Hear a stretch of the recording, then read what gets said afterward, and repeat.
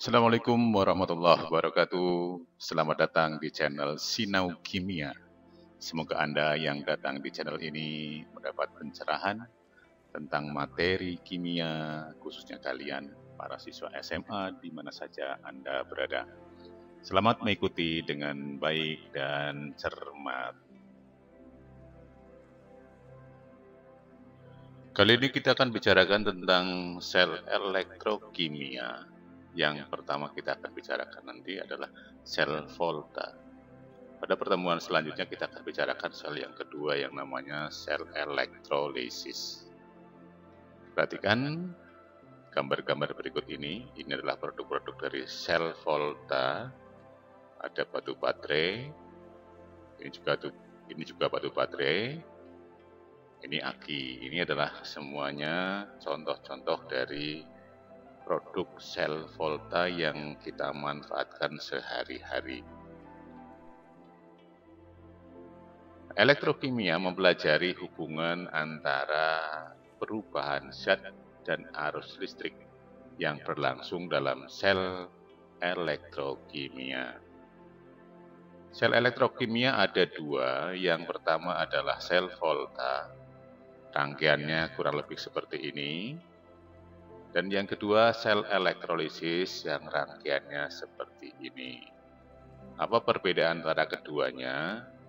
Reaksi kimia pada sel volta menghasilkan arus listrik.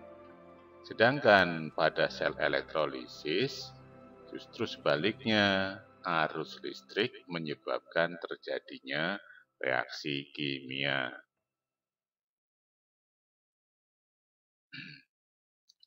Kalau kita memasukkan logam Zn ke dalam larutan CuSO4, berarti ada pertemuan antara atom Zn dengan ion Cu2+. Zn dengan ion Cu2+. Ion Cu2+ berasal dari CuSO4. Nah, keduanya akan terjadi transfer elektron. Tapi transfer ini tidak bisa dimanfaatkan sebagai energi listrik karena aliran elektron tidak dialirkan melalui kawat penghantar. Perhatikan gambar ini. Gambar yang berada di sebelah kiri, gelasnya cairannya berwarna biru. Itu adalah larutan CuSO4. Batang yang dicelupkan adalah batang seng, logam seng. Nah, setelah beberapa waktu, maka akan cairannya berwarna lebih pudar, warna birunya lebih terang. Sedangkan pada batang seng timbul warna hitam. Itulah endapan dari Cu. Nah, kalau terjadi reaksinya atau reaksinya seperti yang kita lihat di gambar ini, atom-atom Zn akan melepaskan elektron diterima oleh ion Cu2+.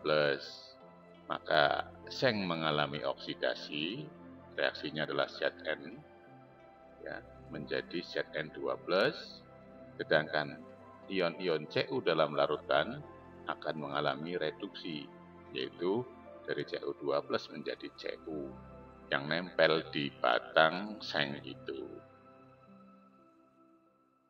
Nah, tetapi kalau rangkaiannya dibuat seperti ini, maka elektron dari Zn itu bisa dimanfaatkan sebagai sumber energi listrik. Perjalanan elektron adalah arus listrik. Perhatikan dalam gambar ini, ada dua batang, yaitu batang yang sebelah kiri batang Zn, yang sebelah kanan batang Cu. Logam yang dimasukkan ke dalam larutan disebut elektroda. Nah, larutannya memiliki logam yang sama dengan logam elektroda itu. Zn yang dimasukkan ke dalam larutan ZnSO4 misalkan. Bisa juga ZnCl2, bisa juga ZnNO3 dua kali. Demikian pula Cu, elektroda Cu dimasukkan ke dalam larutan yang mengandung ion Cu2+, misalkan CuSO4 atau larutan yang lain. Kemudian kedua gelas itu dihubungkan oleh jembatan garam, yaitu pipa yang diisi oleh larutan garam yang dibentuk dalam bentuk gel, biasanya dicampur dalam agar-agar. Misalkan jembatan garam itu adalah natrium nitrat. Perhatikan apa yang akan kita amati di sini, yaitu bahwa elektron tadi dari Zn pergi menelusuri kawat, lewati lampu, lampunya menyala, kemudian menuju ke batang Cu, lalu masuk ke dalam larutan. Ya. Nih, kemudian Zn-nya berubah menjadi Zn2+, sedangkan Cu2+ berubah menjadi Cu yang kemudian nempel. Nah, nempel di Cu.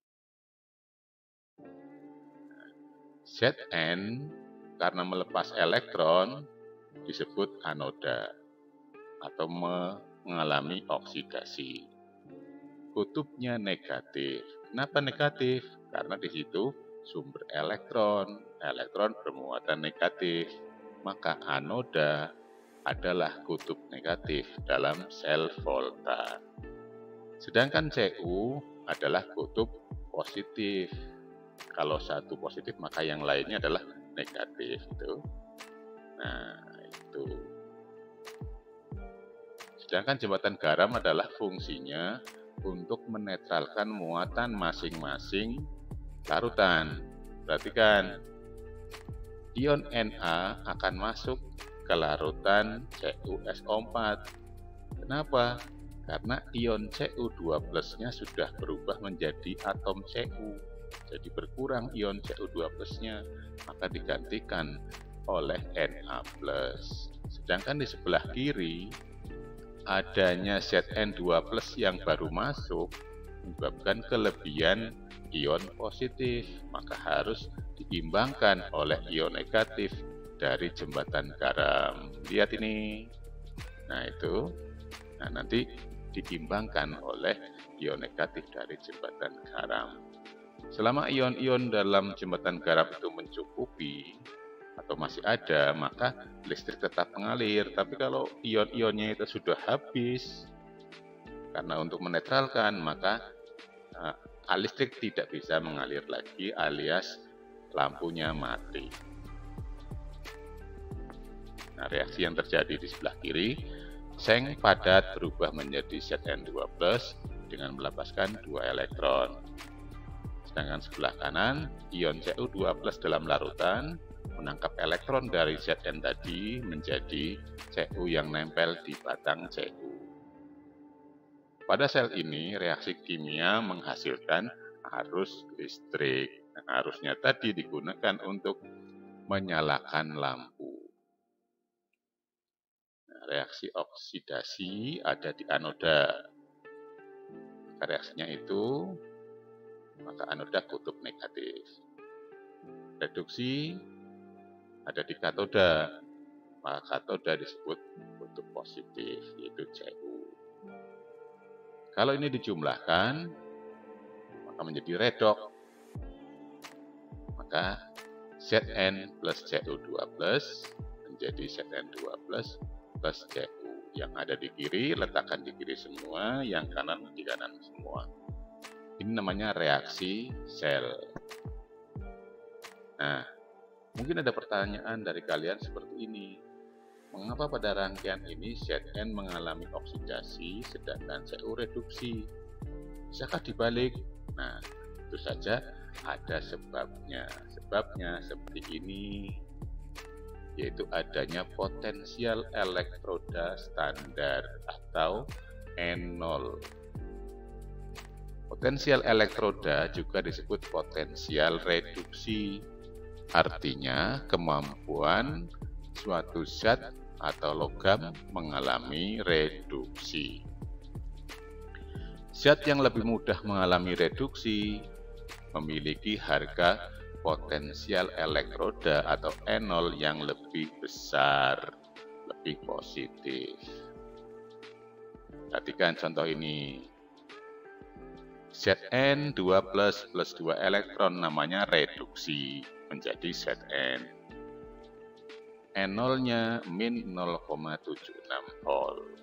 Sedangkan Cu2 plus menangkap 2 elektron menjadi Cu, N0-nya plus 0,34 volt. Besar yang mana? Iya, tentu saja besar yang N0 milik Cu. Maka Cu dikatakan lebih mudah mengalami reduksi ketimbang Zn. Nah, sebaliknya Zn yang lebih sukar mengalami reduksi justru lebih mudah mengalami oksidasi. Nah, nanti reaksinya dibalik. Ya. Sedangkan yang ini yang Cu tetap. Perhatikan setelah dibalik ini. Nah, Zn menjadi Zn2 plus 2 elektron. Harga N0-nya jadi kebalikan plus 0,76 yang semula min ya. Sedangkan reduksinya tetap, maka ya tetap saja seperti ini. Kalau ini dijumlahkan menjadi reaksi sel. Kalau oksidasi sendiri setengah sel, reduksi sendiri setengah sel, kalau dijumlahkan menjadi reaksi sel. Maka reaksi selnya seperti ini, N0-nya disebut N0 sel, tinggal dijumlahkan saja. Ketemunya sekian. Nah, jadi kenapa tadi pertanyaannya Zn mengalami oksidasi? Karena Zn memiliki N0 yang lebih kecil. Oke. Nah, kalau harga N0 selnya positif, itu artinya reaksi Zn plus Cu2 plus menjadi Zn2 plus Cu, reaksinya berlangsung spontan atau reaksi bisa berjalan. Tapi kalau negatif, reaksinya tidak bisa berjalan atau tidak bereaksi. Nah, jika harga N0 positif, reaksi berlangsung spontan. Kalau negatif, tidak bereaksi. Oke. Selanjutnya, kalau kita ingin menghitung N0 sel itu dengan rumus, contohnya ini. Nah, yang bawah lebih mudah tereduksi. Yang atas lebih mudah mengalami oksidasi. Maka yang atas disebut anoda, yang teroksidasi itu anoda. Yang mudah mengalami reduksi katoda. Maka N0 sel bisa ditulis rumusnya N0 katoda dikurangi N0 anoda. Boleh juga menggunakan istilah lain. N0 sel sama dengan N0 reduksi dikurangi N0 oksidasi. Boleh pula menggunakan cara lain. N0 yang besar dikurangi N0 yang kecil. Sama saja maksudnya. Sekarang kita masukkan nilainya. Nah, itu nilainya. Katodanya plus 0,34 dimasukkan saja. Dikurangi min 0,76 dikurangi min, jadinya nanti plus gitu sama dengan yang tadi plus 1,10 volt. Nah, kemudian notasi sel. Notasi itu adalah cara menulis ringkas. Cara menulis ringkas. Kalau ditulis dengan cara begini kurang praktis, maka diringkas jadi Zn garis miring Zn2 plus. Ini kurang ringkas, jadi apa? Ya, Cu2 plus menjadi Cu. Kalau digabung seperti itu, diringkas menjadi notasi sel. Bagaimana ini? Oke, ya, Zn menjadi Zn2 plus dan Cu2 plus menjadi Cu. Yang di sebelah kiri itu oksidasi, yang di sebelah kanan garis miring 2 itu reduksi. Berikutnya deret volta. Nah, deret volta itu adalah deret logam-logam diurutkan berdasarkan kenaikan harga E0. Ini juga dibuat atau diturunkan dari daftar harga potensial elektroda nanti yang bisa kalian download di deskripsi gitu ya. Ini deret voltanya. Yang paling kiri Li, ke kanan K, PA, CA dan seterusnya. Yang terakhir AU atau emas. Dari kiri ke kanan, harga E0-nya makin besar, makin mudah mengalami reduksi. Jadi yang paling mudah mengalami reduksi adalah yang paling kanan, yaitu AU. Yang paling mudah mengalami oksidasi adalah yang paling kiri, Li. Bagaimana menghafalkan rangkaian atau deret volta ini? Ada caranya. Walaupun cara yang saya buat ini belum lengkap dan masih kaku, kalian bisa memodifikasi sendiri agar lebih luwes. Contohnya begini. Li dijabarkan jadi liang, K-nya kubur. Maka liang kubur banyak cacing, namun menggali alangkah senangnya. Itu sampai dengan ZN itu ya. Sekarang dari CR. Ceritakan Ferry, CD-mu coba. Ya, tahu CD ya? Nah, iya. Niatku senang punya blues. Hari Sabtu biar cuma harganya agak penting, aumannya muksa sekali ini ya. Nanti kamu cari kata-kata yang lebih manis lah dari ini. Kamu kan lebih pintar dari saya ini kalau merangkai kata-kata. Oke. Mudah-mudahan itu mudah akan membantu untuk menghafalkan. Itu namanya jembatan kedelai. Oh salah ya, jembatan keledai. Yang jadi keledainya siapa? Yambo. Kita teruskan.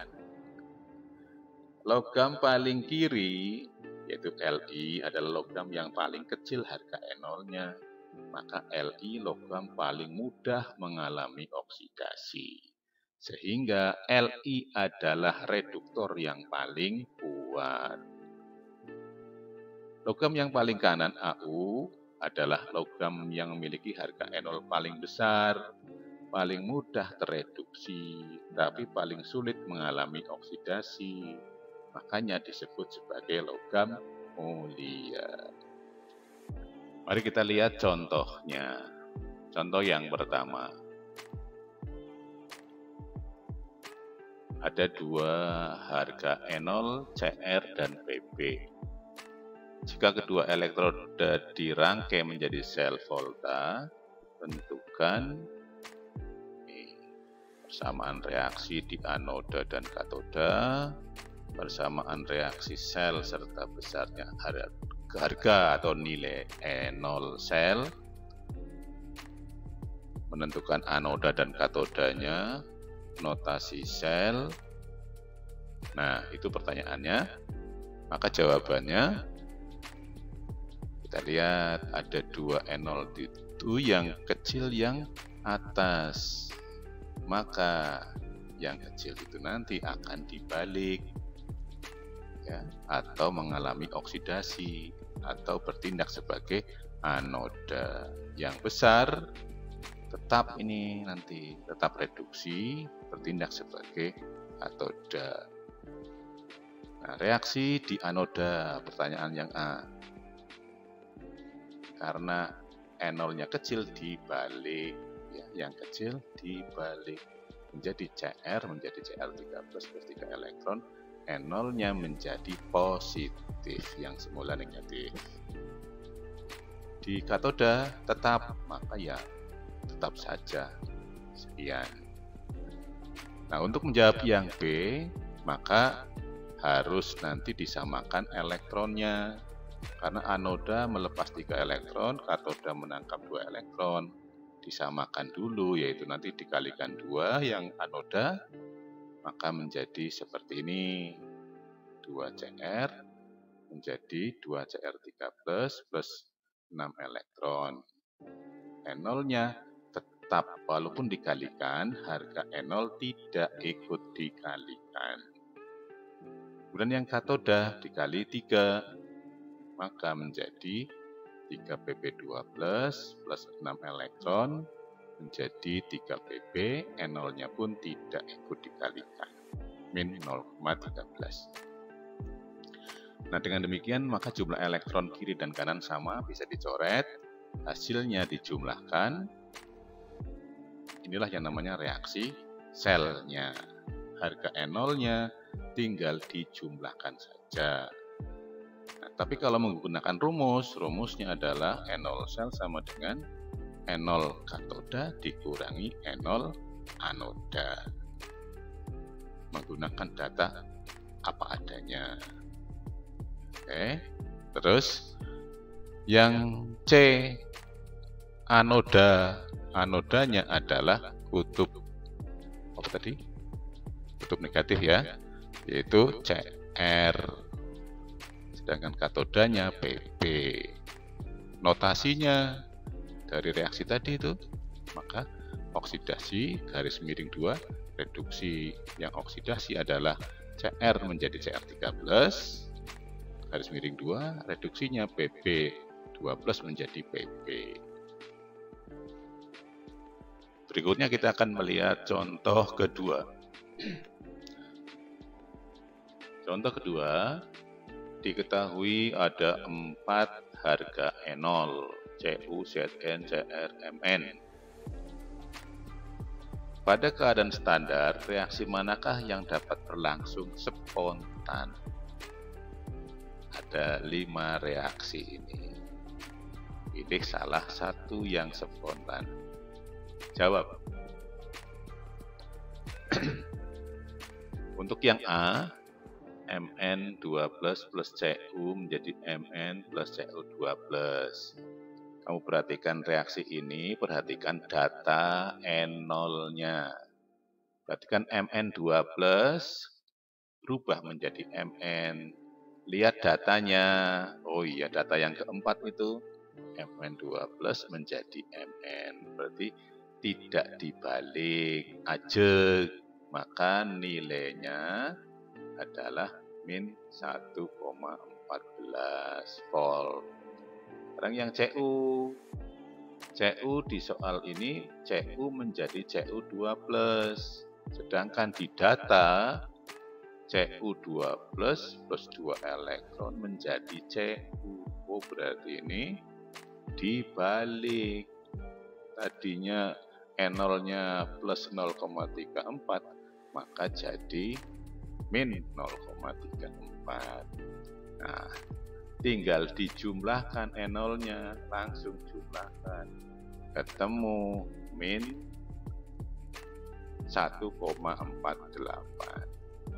Karena tandanya min, maka tidak bereaksi. Yang B, seperti tadi, Mn tidak dibalik ini, sesuai dengan data, maka min 1,14. Cr-nya, oh ternyata Cr-nya dibalik, maka nilainya 0,74 plus 0,74. Kalau dijumlahkan min 0,40, maka negatif, tidak spontan. Yang C, Zn, lihat Zn2+ dari Zn sama dengan data, maka nilainya tetap min 0,76. Sedangkan Cu-nya dibalik, maka ini menjadi min 0,34. Kalau dijumlahkan min 1,10, negatif, tidak reaksi. Yang D, lihat Zn-nya ajeg ya, maka min 0,76. Mn-nya dibalik, maka Tadinya min jadi plus 1,14. Kalau dijumlahkan plus 0,38. Karena plus maka reaksi spontan. Nah, karena sudah ketemu yang dimaksud, yang E tidak usah dikerjakan. Ya. Oke, gitu. Contoh kedua. Sekarang contoh ketiga. Ada lagi seperti tadi datanya. Permintaannya tulislah notasi sel yang memiliki potensial sel terbesar dan potensial sel terkecil. Terbesar berarti nilai positifnya yang paling besar, terkecil berarti nilai positifnya yang paling kecil. Kalau nilainya negatif kan tidak bereaksi. Nah, kita bicarakan yang bereaksi saja. Maka ini potensial sel terbesar diperoleh dari pasangan yang memiliki harga E0 yang terkecil dengan yang terbesar. Perhatikan yang terkecil berarti MN karena minnya paling banyak. Terbesar siapa? Cari, itu CU plus 0,34. Nah, ini yang akan dipasangkan. Nah, karena ini yang kecil, kita balik. Jadi, seperti itu, maka menjadi plus. Setelah itu, ini dijumlahkan ini. Kalau pakai notasi berarti MN garis miring MN2 plus atau MN menjadi MN2 plus. Yang CU2 plus menjadi CU. Kalau dituliskan notasi selnya MN menjadi MN2 plus dan CU2 plus menjadi CU. Harga E0 selnya plus 1,48 volt. Oksidasi dulu, baru reduksi yang belakang. Oke. Sekarang yang B ini yang terkecil. Potensial sel terkecil yang spontan maksudnya diperoleh dari pasangan yang memiliki harga E0 yang berdekatan atau selisihnya paling kecil, yaitu Zn dengan siapa? Betul, dengan Cr.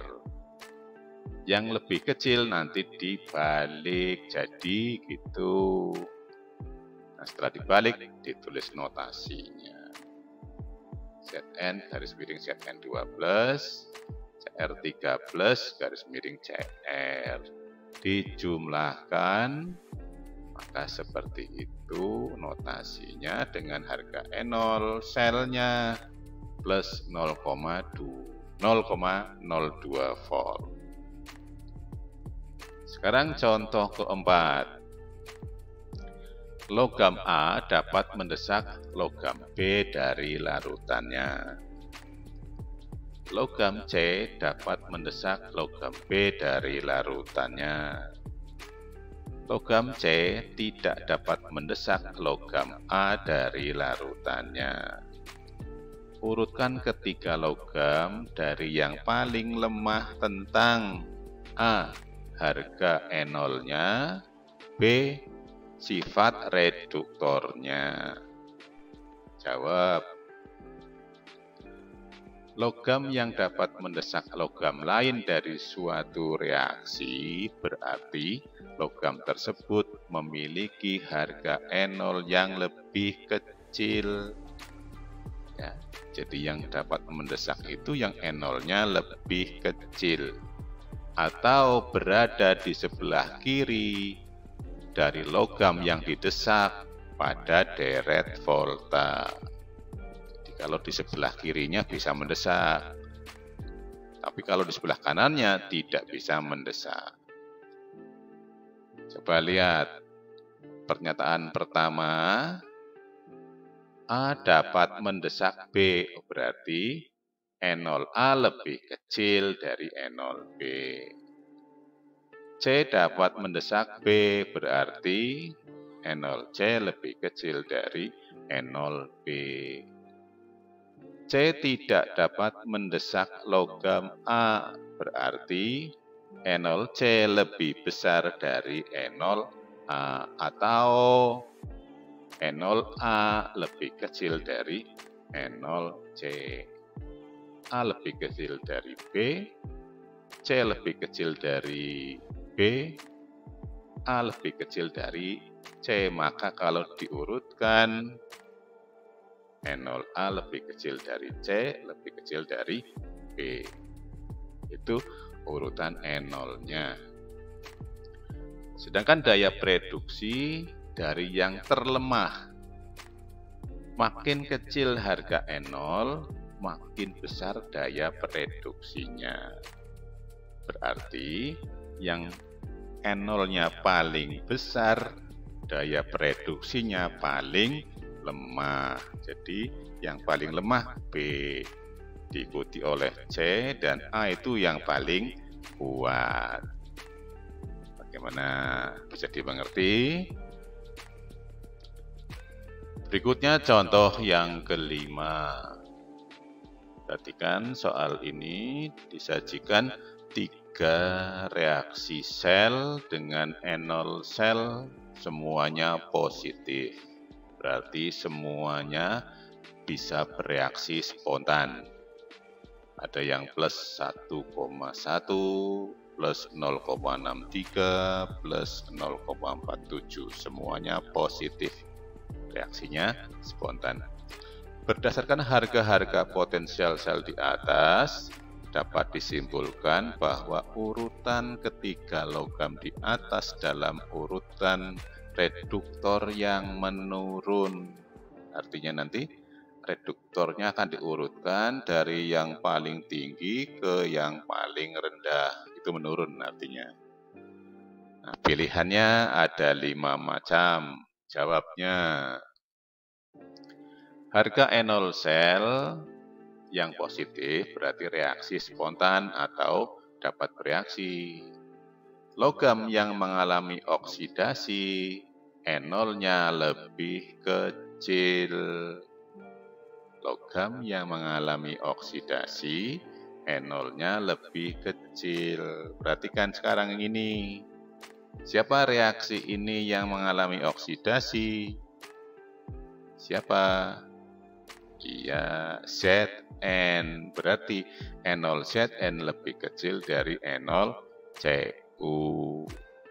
Yang kedua, siapa yang mengalami oksidasi? Zn lagi, berarti Zn lebih kecil dari Pb. Yang ketiga, siapa yang mengalami oksidasi? Iya, Pb, berarti Pb lebih kecil dari N0Cu. Nah, kalau ini diurutkan harga N0-nya, maka N0Zn paling kecil, Pb di tengah, Cu yang paling besar. Makin kecil harga N0, makin mudah mengalami oksidasi, sehingga makin besar sifat reduktornya. Jadi yang sifat reduktornya paling besar, yang N0-nya paling kecil. Maka urutannya adalah N0 yang paling kecil, Zn, diikuti oleh Pb, dan terakhir Cu. Nah, selanjutnya jenis-jenis sel volta. Ada sel volta primer. Apa artinya? Setelah habis energi listriknya, tidak bisa dipakai lagi. Ada 4 ini. Yang pertama, sel kering atau sel seng karbon yang kita kenal dalam sehari-hari baterai, atau namanya sel legensi. Nah, itu saya tidak menampilkan mereknya, cuma ini sekedar contoh ya. Bisa juga yang lain. Maka reaksi yang terjadi di anoda itu Zn menjadi Zn2 plus 2 elektron. Di katoda seperti itu.